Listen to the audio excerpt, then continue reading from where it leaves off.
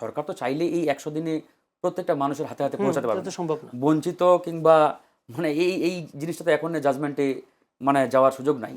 আপনি যা কিছুই করেন না কেন, আপনার এই জিনিসটা মাথায় বারবার ক্যাচ করবে, কাজ করবে যে না, আমাকে জনগণের কাছে জবাবদিহি করতে হবে। ফাউন্ডেশন 10 তলা না করি, তাহলে কিন্তু আমি ওই উপরের 10 তলা বিল্ডিংয়ে যত সুন্দরই ডেকোরেশন করি না কেন, যত সুন্দর মনোরম লাইটিং ইত্যাদি লাগাই না কেন, বিল্ডিং কিন্তু টিকবে না। দর্শক আসসালামু আলাইকুম, আমন্ত্রণ জানাচ্ছি চ্যানেলের সংলাপ অনুষ্ঠানে। একটি ঐতিহাসিক নির্বাচনের পর বিএনপি ক্ষমতায়, অর্থাৎ ভূমিধস বিজয়ের পর তিনি ক্ষমতায় আছে বিএনপি। আজ যদি বলি বর্তমান সরকারের অর্থাৎ বিএনপি সরকারের 100 দিন অতিবাহিত হয়েছে, সেই কারণে 100 দিনের কাজের অগ্রগতির তুলে ধরা হয়েছে। প্রধানমন্ত্রী কার্যালয়ে বর্তমান সরকারের 100 দিনের কার্যক্রম নিয়ে আয়োজিত সংবাদ সম্মেলনে প্রধানমন্ত্রীর উপদেষ্টা মাহাদি আমিন বলেছেন, সরকারের গৃহীত পদক্ষেপের কারণে শিল্প কলকারখানার শ্রমিকরা শান্তিপূর্ণ, আনন্দ ঘন, উৎসবমুখর পরিবেশে ঈদ উদযাপনের সুযোগ পাচ্ছেন। সরকারের প্রথম 100 দিনে দেশে দ্রুত, দৃশ্যমান ও ইতিবাচক পরিবর্তন এসেছে বলে জানিয়েছে প্রধানমন্ত্রীর কার্যালয়। দীর্ঘ দুঃশাসনের পরে এই সরকার লুণ্ঠিত রাষ্ট্রীয় মালিকানা পুনরায় জনগণের কাছে ফিরিয়ে দিয়ে গণতন্ত্রের প্রাতিষ্ঠানিক কাঠামো মজবুত করেছে বলেও দাবি করা হয়েছে। তবে আজকে ঈদযাত্রার প্রথম দিনেই সড়ক দুর্ঘটনায় মারা গেছে 25 জন। আগামী দিনগুলোতে ঈদযাত্রাতে আসলে কেমন হবে সেই সময় হয়তো সেটা বলে দেবে। আবার আজকে যে সংবাদ সম্মেলন, সেখানে আসলে এই 100 দিনে আইন শৃঙ্খলা পরিস্থিতির অবনতি, উন্নতি, এইসব বিষয়গুলো তেমন উঠে আসে নাই, যদিও আমরা বিভিন্ন ঘটনাগুলো দেখছি। আমরা একটু আলোচনায় ঢুকবো এইসব বিষয় নিয়ে। সরকারের 100 দিন আসলে সরকার কতটা এগোতে পেরেছে, দেশের মানুষের আস্থা অর্জন করতে পেরেছে, সেই বিষয়গুলো নিয়ে আমরা আলোচনা করব। তাই আমরা আলোচনার বিষয় নির্ধারণ করেছি সরকারের 100 দিন। আলোচনা হবে সমসাময়িক বিষয় নিয়েও। আলোচনা করবার জন্য স্টুডিওতে আমার ভাই আছেন মমিনুল আমিন, বিএনপি নেতা। মমিনুল আমিন, আপনাকে অসংখ্য ধন্যবাদ। সময় দেবার জন্য আছেন ফারুক হাসান, সিনিয়র সহসভাপতি ও মুখপাত্র গণ অধিকার পরিষদ। ফারুক হাসান, আপনাকে অসংখ্য ধন্যবাদ সময় দেবার জন্য। দর্শক, পুরো অনুষ্ঠান জুড়ে আপনাদের সাথে আছি আমি জয়নুল আবেদিন। আলোচনা হবে আজকের এই বিষয়টা নিয়ে এবং সেই সাথে বিভিন্ন বিষয় নিয়ে আলোচনা হবে আজকের আলোচনায়। প্রথমে একটু যেতে চাই যদি বলি ফারুক হাসানের কাছে। ফারুক হাসান, বিএনপি সরকার যদি বলি ভূমিধস বিজয়ের মধ্য দিয়ে বিএনপি সরকার গঠন করেছে এবং 100টা দিন অতিবাহিত করেছেন। আজকের এসে 100 দিনের এটি কার্যক্রমের অগ্রগতি তুলে ধরবার চেষ্টা করা হয়েছে। সেখানে মানবিক নেতৃত্ব, ভিআইপি সংস্কৃতির অবসান এবং অর্থনীতি পুনরুদ্ধার ও পাচার হওয়া অর্থ ফেরত, যদি বলি এই ধরনের অসংখ্য বিষয় তারা তুলে ধরেছেন। কৃষি কর্মসংস্থান ও সামাজিক নিরাপত্তা, প্রযুক্তি, মেগাসিটি ও আধুনিক অবকাঠামো, জুলাই অভ্যুত্থান ও আইনের শাসন, এইসব এবং সংসদীয় গণতন্ত্রের নতুন রূপ, এইসব বিষয়গুলো নিয়ে বেশ উঠে এসেছে। যদি বলি সরকারের এই 100 দিনের কার্যক্রমকে আপনি যদি অগ্রগতিটাকে, যে তারা বলছেন অগ্রগতি হচ্ছে, আপনি কীভাবে মূল্যায়ন করবেন? ধন্যবাদ আপনাকে, ধন্যবাদ চ্যানেলের সম্মানিত দর্শক এবং আমার সহ আলোচক। দেখুন, এই যে বিএনপির সরকার, আওয়ামী লীগের সরকার, এই যে আমরা বলি না, মানে এই যে একটা ধারণা, এই ধারণা থেকে আমাদের বের হয়ে আসতে হবে। বিএনপির সরকার, আমি আসবো, বিএনপির সরকার মানে এই ট্রামটার মধ্য দিয়ে আমাদের এই রাজনৈতিক কালচারে এরকম একটা স্টাবলিশমেন্ট তৈরি হয়েছে যে বিএনপির সরকার মানে এই সরকারটা বিএনপির, মানে এখানে বিএনপিরই হর্তাকর্তা সব থাকবে, ওরা বিএনপির জন্যই করবে, মানে এরকম একটা, ধরেন যে এই 54-55 বছরে আমাদের কিন্তু একটা কালচার আমরা রাজনীতির মাঠে এটা কিন্তু প্রতিষ্ঠা করে ফেলেছি। দুই তৃতীয়াংশ আসন পাওয়ার পরে আওয়ামী লীগ যখন ক্ষমতায় ছিল তখন বলা হতো আওয়ামী লীগের সরকার। আচ্ছা, আবার যখন বিএনপি ক্ষমতায় আসে তখন বলা হয় বিএনপির সরকার। আমরা কি বলবো, ভবিষ্যতে যদি অন্য কোনো দল আসে তখন বলবে যে দল আসবে না, জনগণের সরকার। আচ্ছা, জনগণ, বিএনপির নেতৃত্বাধীন জনগণের সরকার, আওয়ামী লীগের নেতৃত্বাধীন জনগণের সরকার। সরকার কখনো কোনো নির্দিষ্ট দলের হয় না। হ্যাঁ, কোনো একটা দল লিড দেয়, লিডিংয়ে থাকে, চেয়ারে থাকে। যখনই আপনি জনগণের সরকারকে ফোকাস করবেন তখন কিন্তু জনগণের কাছে আপনার একটা অটোমেটিক্যালি দায়বদ্ধতা তৈরি হবে। আপনি যা কিছুই করেন না কেন, আপনার এই জিনিসটা মাথায় বারবার ক্যাচ করবে, কাজ করবে যে না, আমাকে জনগণের কাছে জবাবদিহি করতে হবে।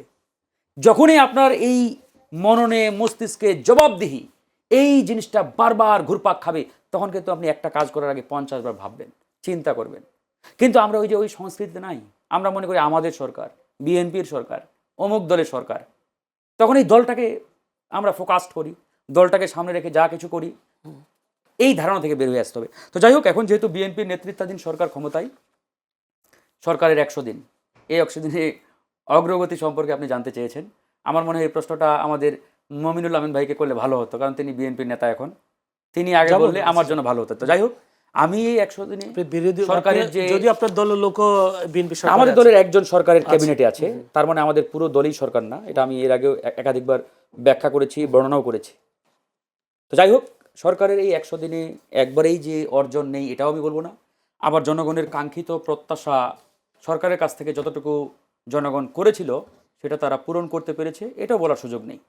কিছু কিছু জায়গায় সরকার ভালো অগ্রগতি, নতুনত্ব, রাজনীতিতে পরিবর্তনের ধারা তারা সূচনা করেছে, আবার কিছু কিছু জায়গায় মারাত্মকভাবে তারা কিন্তু আসলে অনেকটাই জনগণের বিরুদ্ধে দাঁড়িয়ে অনেক সিদ্ধান্ত ইতিমধ্যে বাস্তবায়ন করেছে, সেটা কোনটা? যেটা আসলে জনগণের পক্ষ থেকে প্রত্যাশিত ছিল না।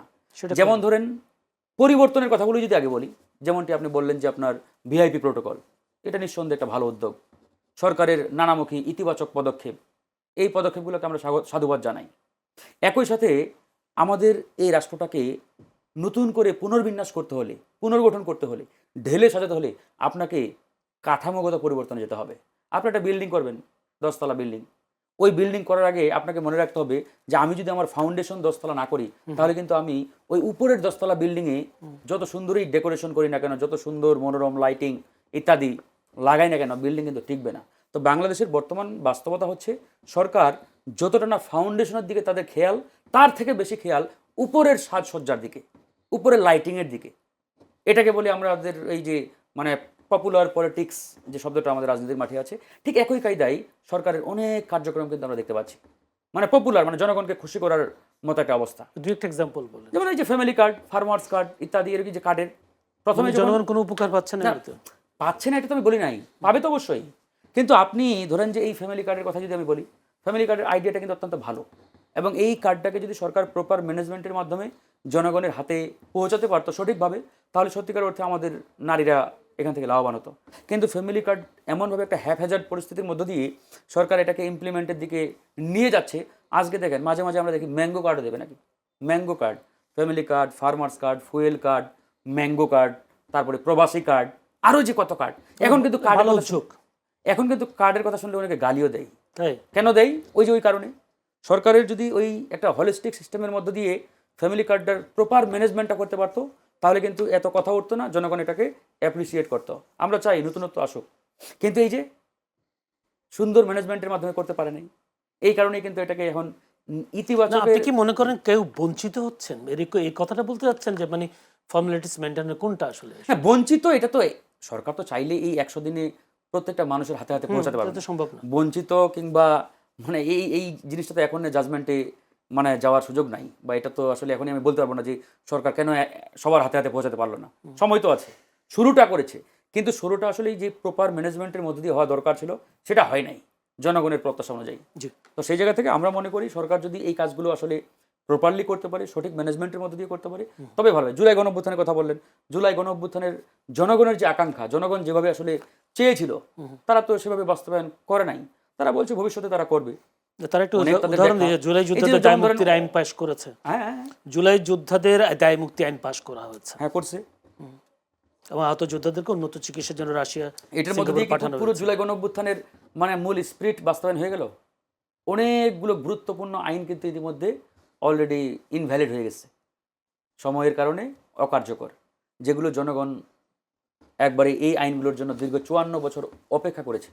বিশেষ করে পুলিশ সংস্কার আইন, মানবাধিকার আইন, আপনার ওই ব্যাংকিং সেক্টরের যে আইন, দুদক আইন, এই আইনগুলো তো সরকার চাইলেই বাস্তবায়ন করতে পারতো। তারা বলছে যে অধিকতর তদন্ত করে, অধিকতর আলোচনা পর্যালোচনা করে আরও ভালো ফরম্যাটে তারা নিয়ে আসবে। অথচ এই আইনগুলো কিন্তু দীর্ঘ প্রায় 7-8 মাস আমরা জাতীয় ঐক্যমত্য কমিশনে আলোচনা পর্যালোচনা করেই কিন্তু এই পর্যন্ত আসছে। সেখানে কিন্তু বিএনপির বড় একটা স্টেক ছিল, তারা সেখানে মতামত দিয়েছে, আমরা দিয়েছি, তারাও দিয়েছে। প্রায় 32টা রাজনৈতিক দলের মতামতের আলোকেই কিন্তু এই আইনগুলো রিভাইজড করা হয়েছে।